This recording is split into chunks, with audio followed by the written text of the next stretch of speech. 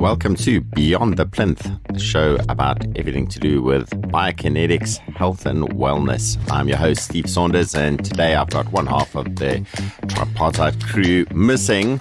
So we have... I'm Wendy Vermaak. I'm the Marketing Director for BASA. And I'm Masana Ndlovu, intern biokineticist at Natasha Deley, biokineticist, and Chanel Dupino, biokineticist. Brilliant. I'm Devin Kerr. I'm an intern biokineticist at Adjustability. Brilliant. So as you can hear, we have two guests in here. And Wendy, today is all about the newbies. That's right. The initiates. What are the terms I can throw at this that you don't put to them because you call them interns? They about their final phases of experience and getting into the profession of biokinetics. And we got some great content to talk about with them as well today. Yeah, I mean, this is a specific crew now. We're coming out of COVID from online learning, online shadowing as such of patients, and now they're on the ground. They're seeing patients one-on-one, in-face, person-to-person, and yeah, just quite an exciting time. How are you guys finding your internship at the moment? Well, different from what I anticipated from beginning of the year and last year. Because like you said, coming out of COVID, being online, although we did have some practical sessions at university, it's completely different to what you do in your internship year. So it's like you have to put everything that you know, theory, into practice. Mm-hmm. And mind you, me keeping in mind that every patient is different. You might do this for a particular patient. It's not going to work for the next patient. Mm-hmm. And how do you learn that? By doing it. And who tells you that it was wrong? Your wonderful intern supervisors. So you got someone watching over your shoulder all the time. Literally. That nervousness that comes through. Am I doing it right? Am I doing it wrong? Exactly. But as time goes on, you feel more comfortable with your supervisor and you engage with them and you know, you just have that conversations around this is what you would rather do instead of this. So you always have someone guiding you. It's not like you being thrown in the deep end throughout the year. Yes, because real life is always very different to educational theory.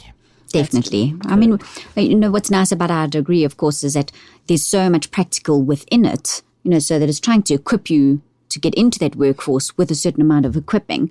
But this is where the internship sort of now blurs the line from student academia to actual non-textbook practice. Yes. And your expectations, Devin, how have you found that? It's been an interesting experience. Definitely coming out of COVID, obviously, I think it affected everyone. So obviously at varsity, you learn all your theoretical knowledge and stuff. And then as you get into the practice, you learn how to apply that knowledge and to deal with different patients and different, obviously with their own specific conditions. So that's definitely been a challenge. I think also the interaction with the patients is a bit different as well. Also, I think our patients themselves have also adjusted in a way. Mm. Obviously, a lot of them also went into the online sort of treatment protocol as well. So I think that's also changed the way that they look on therapy. So, yeah. I think we're going to have to delve into that as a little topic. I've got a question to ask you both before. What motivated you to get into biokinetics and to become or want to become a biokineticist? So I completed my undergraduate degree at the Northwest University. So I studied human movement sciences. Brilliant. So in that degree, we did a lot of anatomy and basically physiology. And I thought to myself, this is something I want to try out. And mind you, me at that time, I was doing my second year. I didn't even know there was something like biokinetics. I only found out in my third year. So I progressed to my third year. And then my head of department let us know that, guys, we have a degree, biokinetics, and you guys can qualify to become biokineticist. So should you complete this degree, which is your human movement science, you can qualify to do your honors in biokinetics. Did my research up on it. I love exercise. I am a physical person. And I love playing netball. So when I did my research, I was like, this is where I want to go. Brilliant. And you, Devin? So my story is a little bit different. I knew from quite young that I wanted to be involved in rehabilitation. We had a family friend who was in a very big car accident, and then she had a very long rehabilitation path. So I think from that young age I was exposed to it, and that's something that definitely put me on that path. At varsity, before varsity I started to do some job shadowing and stuff between physios and bios. I realized, biokinetics is the path I definitely want to take. And then, that's why I ended up studying the profession. And that's also the main reason, or a big reason why I wanted to be at my practice where I'm at now, is because we do have a very strong focus on neurological rehabilitation as well. Brilliant. And the background in exercise, obviously strong for both of you. Yes, definitely. Okay, so netball, your favorite sport. Are you still playing? No. Not. She doesn't have time. She's an intern. She's working. I'm like up at 6. I come home Has late. Natasha not put up a little netball hoop for you? You can practice a few shots. I'll talk to her about on the back of the door. Hey? Get one of those little ones on the office desk. In between writing reports and working out everything else for the I think the you just overseer, hey? supervisor. The overseer. Just no, as to you, them, it's the overseer. Yeah. To you, it's a supervisor. The more positive term. Just as you mentioned about writing reports, if I think even back to my internship, that was the one thing I wasn't prepared for. I was really excited to see patients and get on the ground and put all my knowledge to test now, you have a knee. I know exactly how to treat a knee. And then I was like, this person isn't a knee, it's a person. And it's not a knee, it's a person that has a whole holistic issue. And they are not a textbook. And now I also have to do all the admin. And that was the big wake-up call for me, was all the admin. So being a medical professional certainly ups the ante there. So give me your pathway then from undergrad into honours, the difference between that experience. I mean, undergrad, to me, I've done an undergrad. I thought it was great. I had a huge amount of fun. I never did anything that required honours or anything that required stats. So you guys have gone up into that level now. Give me a breakdown, the difference in the approach for both of those. Obviously, you're getting more and more specific as you go. So like I mentioned, with my undergraduate degree, it was more anatomy, physiology. That was undergrad. Fast forward to honors, it's like, boom, you need to know this and this and this and this. And it's something they don't touch on. It's just, okay, guys, you need to know what this does, what this does, what this does. Yeah, it's an expected thing. And then we move straight into something like special tests. And you're like, what? Can we just tone it down a bit? But with dedication and hard work, you go through it on your own so that you can better yourself in the profession, so that when you go into your internship, you don't go in there blank and you're like, what's happening? And you've actually learned how to learn. Exactly. So what happens at undergrad is they're typically teaching you, whereas when you go to honours, you're going to be expected to learn. So you're developing, all they're doing is helping you with that final project, that final process of can your systems work to be able to give an outcome, an answer, an honest based on all the education you got, prognosis, whatever it is that's going to be needed. That's actually one of the key factors of being a biokineticist is, are you able to do clinical reasoning? So it's not, do you know what range to move XYZ joint with XYZ injury or whatever it is. It's, can you use clinical reasoning to decide what is right for that patient? And as Wendy says that, the interns are nodding their heads because we can all see that on camera. Massive agreement here. Yeah, they can tell you the supervisor is as well. Yes.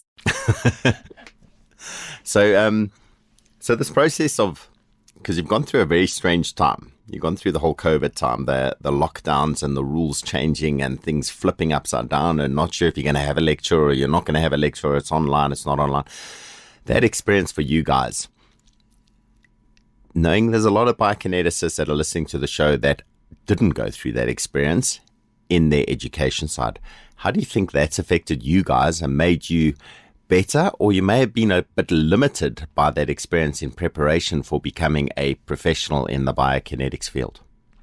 I definitely think there's pros and cons to it, to be honest with you. I think the previous people, they got that experience of working with people throughout the whole studies, whereas we had 2 years where we were sort of limited to that human interaction.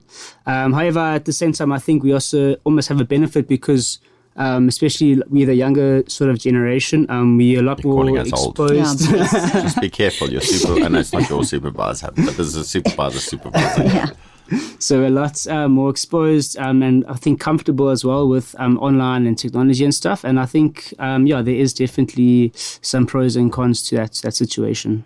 Devin, you've just hit the nail on the head. My blessed intern, thankfully, has taught me so much in terms of how to use my computer and billing system now because, yay for the millennials or whatever, whatever. Let's call you guys. Yeah. Are you millennials? No. You're younger than that, aren't you? Oh, my Lord. I know. We've got babies in the studio, babies. So just taking that experience, what did it do to the psychology for you guys individually when these rules shifted, the goalposts shifted, the level of how you're going to achieve things, they shifted? How did that affect you in your process of trying to get that you got a goal in mind. You got an outcome you're wanting to achieve, and it's what you'd been sold as part of the process. I say sold because there's a bit of marketing that goes behind any sort of course. And then when COVID kicked, it changed all of it. It's about a person. As I said, it's not treating a knee, it's treating a person. And through a screen, it's pretty difficult to treat a person because the person is not just the physical. It's the psychological, it's the mental, it's the emotional, it's the spiritual. And as a biokineticist, you guys are very well trained. And when I say trained, you seem to, you probably naturally fall into the scope of people who have a high level of empathy. You can deal with someone on an emotional level without necessarily getting emotional. So you can sort of read someone there. But how did this whole COVID and lockdown and the change in the rules change your psychology and your approach to this game? Okay, so with my experience, so it went both ways. There are pros and cons. Obviously, during COVID, when we were doing our clinical rotations, there were some patients who were like, I don't want these people around me. I don't know who they are. Obviously, there will be your special populations and people who have chronic diseases. But there were also people who wanted others like us interns or students to learn from what they went through. Yes. So just to add, like we went to adjustability for our clinical rotations, and there's this one patient who was in a car accident, and he always wanted us as students to be like, I need you guys to help me. I need you guys to know what is wrong with me so that you guys can help others, because there are people who do not have access to this at all. People don't even know biokinetics as a whole. So like I said, it was good, it was bad. Some people not so much. And I feel like in a certain field, I didn't get as much experience, like special populations, because we couldn't go there in our clinical rotations because old people are more prone to COVID and they didn't want a lot of people around them. So yeah, there were certain fields that I feel that I didn't get enough experience, but most of the fields I got more than enough experience. And was there a positive side to this whole flipping of the experience? Yes, there was. So like Dev added, because we're so good with technology, now YouTube was blowing up with like videos of how to assess a patient, how to go on assessments, how to go on with a knee patient, and all of those things. So yeah, so that is the positive upside to it, that we had something that we can always refer back to, as opposed to a lecturer teaching it in class and you can't exactly refer back to it. Brilliant. So explain for me now the process of internship from the perspective of the intern, not from the perspective of the Okay. So Devin, go for it. The process of internship. The process of internship is, so how I would understand, or how I have treated my years, just to basically almost like act like a sponge and just really absorb as much information as you can. I'm very lucky to be at the practice where I'm at because we have many bios. So I'm not just learning from like my one supervisor. I'm learning from a number of different people, and obviously with that, everyone has their own methods of treatment. They all have their own areas where they're particularly strong. So yeah, it's really been really awesome just to take a little bit of information from everyone and just combine that and learn about that. And just really try to learn as much as possible. Yeah, there's not really much I can add to what Dev said. Internship is a year, 12 months. And then you get 2 assessments that you do, your mid-year assessment and your end of the year assessment that our lovely supervisors do for us. And they assess our favorite times of year. Favorite. So we're being assessed based on patient interaction, our knowledge of the condition, and just how you go about the entire assessment throughout the whole year. And how tough are these supervisors? I've heard lots about them, and Oh, pray tell. I can't wait to hear. Oh, mine are lovely, sir. Yeah, I can't say anything wrong about mine. Okay, so I'm going to lead that on to another question then. The most influential biokineticists in your experience so far? Sure, that's a tough one. You can drop names or you can leave the names out and you can talk about who they are and what they do. It doesn't have to be a name if you want, but it is always interesting to hear. And you've already mentioned a bunch of names of people that I've seen as influential in the market. But for you guys, as people going into this game, completing your internship, you've been influenced by those people in a positive way. Who are they? Why did they influence you? So for me, I would say definitely Justin, who's my supervisor at Adjustability. He's really been incredible. Is that when he's not riding a bicycle? When he's not riding a bicycle, or running yeah. the marathons, Or in the mud. Or in the mud, or Yeah, holding so VW combis. bio is actually his side job. He's a professional athlete, but no, but he really is he's super intelligent and smart when obviously comes to the profession. But there's patient interaction and like his empathy towards the patient is also just brilliant. And I don't think that's not something that you can learn as a bio. I think that comes as like the type of person that you are. So yeah, that's been really, really cool. So Justin Jeffrey, huh? Justin Jeffrey, yeah. Sure, we won't tell him that. Don't let him hear this one, okay? So I'm also going to nominate my supervisor. Yeah. Oh, bless. Obviously scored well at mid-year. Which is Natasha as well as Deley. So doing a split internship, you see different things because the 2 different practices do things differently. Yes. So with Tash, I remember, so every Tuesday we do some like educational stuff. And I remember she did something. She was like, this is how you release a patient's neck. I was like, that is genius. how do you do that, you know? So, learning from her, like her experience is phenomenal. And having these 2 people who've been in the industry for such a long time, obviously they've learned so many things that I am still to learn. Did you just call them old? Yes. Again. Well, yes. To be fair, yes. Wendy did complete her internship in 2002. Thank you very much. And just to put the date in now, that's 2022 now. Do you understand? 20 years of veteran Awesomeness. experience. I understand. But also to add Wendy as well. So I've never been to Wendy's practice, but I know she works with special populations. I wanted to rotate at her practice, but because of COVID, she didn't allow us to come there. But yeah, I know her practice, it's one of the best when it comes to special populations and older people. So also her in my nomination. Here we go.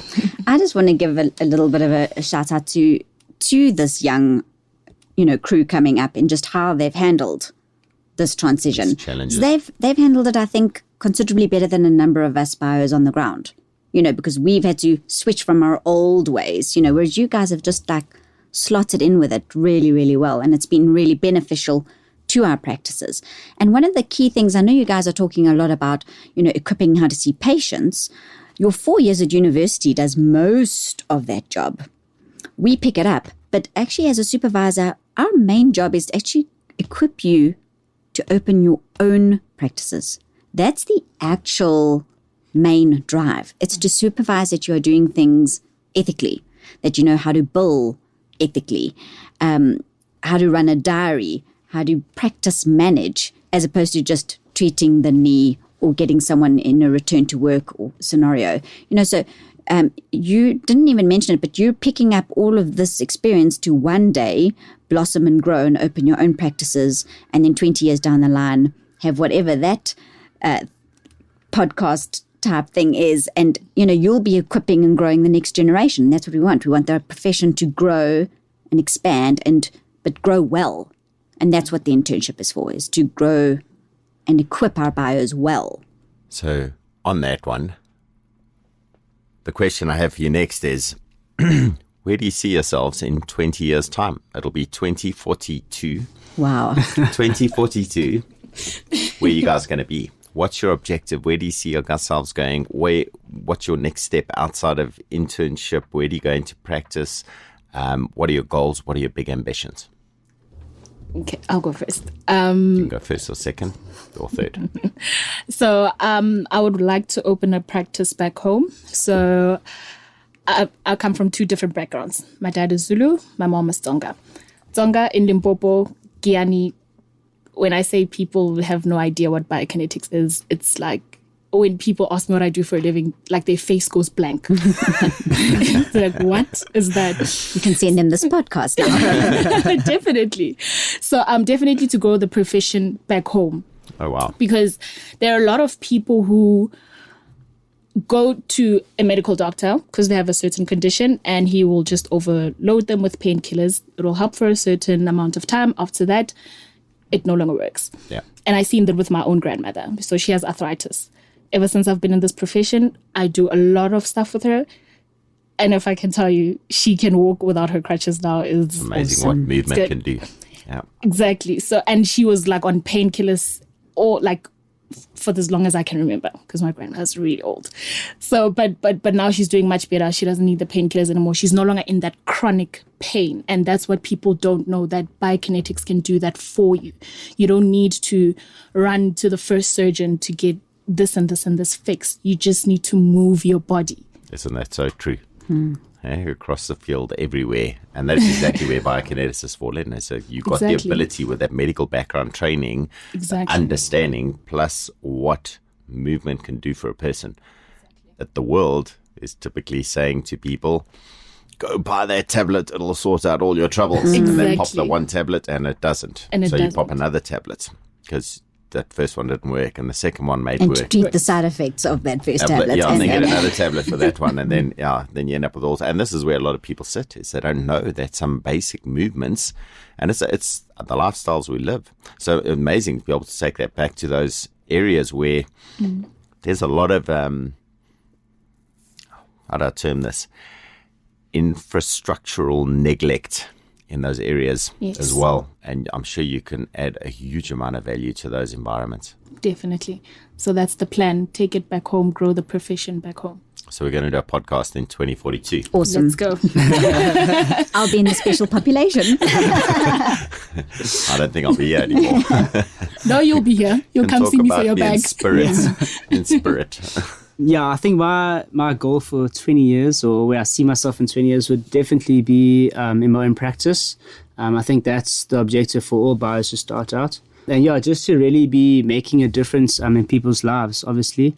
Like I said, I've got a huge interest in neurological side of bio, and I think it's a side of bio that's not really big at all. And I think a lot of the population, not yet. And I think your general population, they don't really know that there's these benefits of bio on the neurological side.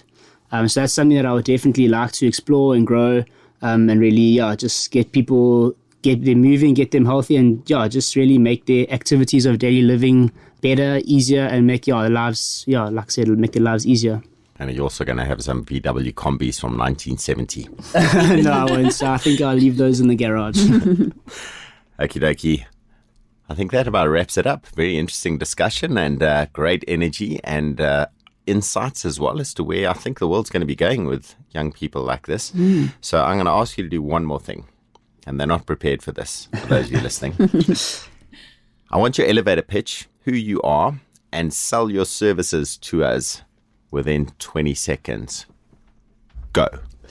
My name is Masana Ndlovu, intern biokineticist, your favorite biokineticist in 20 years. Come to me, I'll fix your back, knee, shoulder, anything you can think of. I'm your girl. Whoa. Okay, Devin, now you got something to live up to. Yeah, I'm Devin, biokineticist. Got a huge interest in your neurological patients and really making lives easier, making lives better, and just bringing smiles to people who need them. There we go. Wendy Vermaak, Thanks for having supervisor us. extraordinaire. What do you think of these two? I think they're great. I think I have to have a little chat with Tash, Naldi, and Justin. Thanks for joining us. Thanks so much for having us. Yeah.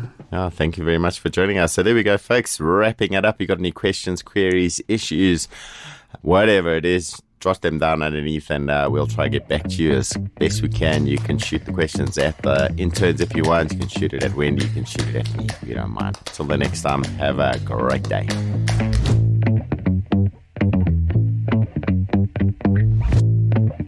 This podcast was produced by Johan Turon and the team at Soundpatch Studio. Presented by yours truly, Steve Saunders.